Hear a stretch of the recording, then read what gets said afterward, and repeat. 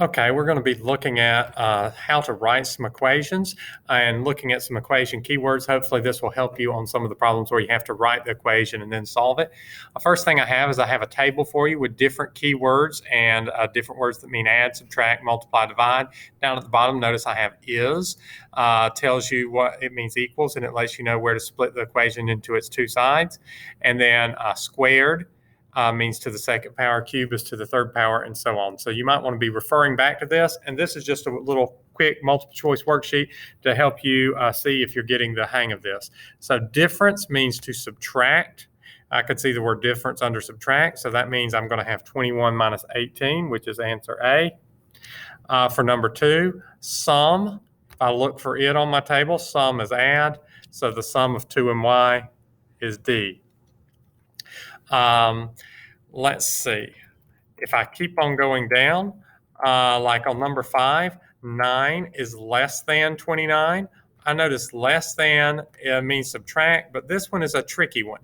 If you have less than, it does mean you need to be starting with the 29 and then making it less. So I need to start with my 29 and then subtract 9. Most of the time you just put the numbers in the same order, but if you have less than or more than, you have to start with your base number 29 and then make it less by subtraction. Number 6, for example, you start with 7 and then make it more by adding x. Quite frankly, they could have done x plus 7 or 7 plus x. That's the same thing, but for subtraction, it does make a big difference because it will change your sign if you reverse the order.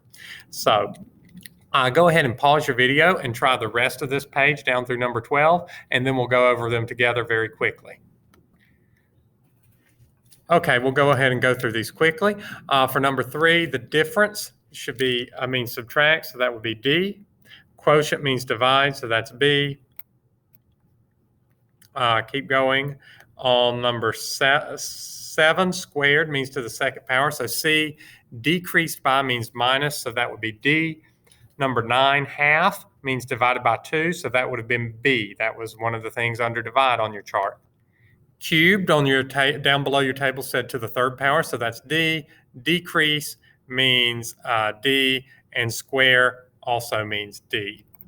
On number 13, quotient of U and 4 is 14. So quotient means I'm going to divide. So U divided by 4 is a keyword that means equals 14.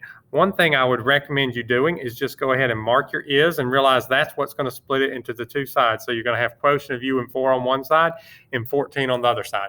So whenever you're writing an equation, that word is actually the most important word in the entire expression because it splits it into the two parts for the two sides of the equation. So quotient would be divide, is equals 14 would be A. We'll do one more of those together. Notice I have the is, so I'm going to have an x squared on one side and a 42 on the other side. So that has to be answer choice A. You go ahead and try the last few of these, the rest of these. Pause the video, try the rest of these, and then we'll go over them very quickly.